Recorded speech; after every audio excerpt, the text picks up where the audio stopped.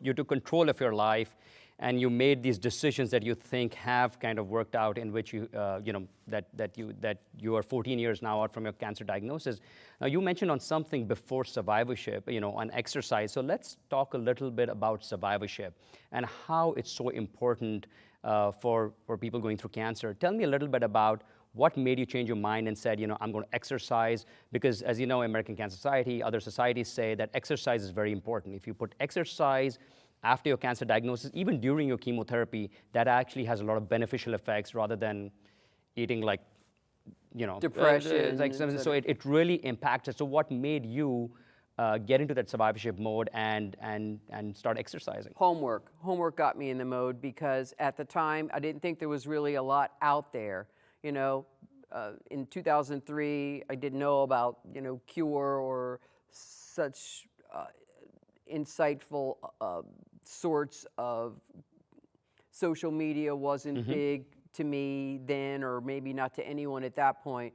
And I felt like I couldn't rely on anyone but me to get the information that would help me live longer, and I had to do it myself. So I began to read a lot of literature, American Journal of Medicine. I began to read lots of things like that, studies.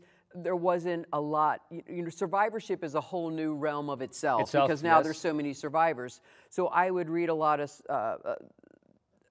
breast cancer surviving, works. And one of them was a study by, it's not like after you survive, someone hands you a book and says, this is the survivorship guide. This is the prevention for, this is a great guide to stop recurrence. So you have to depend on yourself. It's like you're in the wilderness, but nobody has a wilderness guide to say, this is your survival guide, and exactly. This is how you make the tent, this is how you create fire, yada, yada, right? So I had come across an article by Dr. Michelle Holmes at Brigham and Women's, who said that with women with ER-positive breast cancer, if she exercised 5 days a week for 32 minutes per day, very aggressively, sweating profusely, that would neutralize estrogen. Now, I still didn't have my ovaries, and people don't, but your adrenal gland, I believe, still produces estrogen, and so we're still trying to neutralize estrogen, which is the gasoline, the fuel that fuels that cancer. So I'm like, okay, I can do that. But see, I think you know me well enough already to say that to do it 32 minutes a day, nah.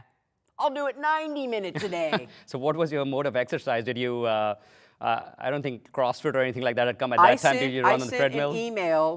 I sent an email actually to a treadmill company, told them my story, because they didn't have the money for the one I wanted, and they sent me two. They said, wow, that's amazing. They said, we were so warmed by your story. We're going to give you one, and we want you to find a way to give one to a worthy person in your community. And what did you do with the second treadmill? I gave it to someone at our local breast cancer walk, Strides Against Breast Cancer. We did a drawing for survivors in the community, and a woman from a nearby town won that. I've walked around the world on that treadmill, and I still do. And it's been... Is the treadmill still there with you? Yes, I've had 3 different roller things replaced on it. That's amazing. So I started doing triathlons, rode my bike from Boston to Montreal for the Rotary Club. This all is making me tired. I feel like I'm not. I'm just getting exhausted listening to you. I need to get out and do something.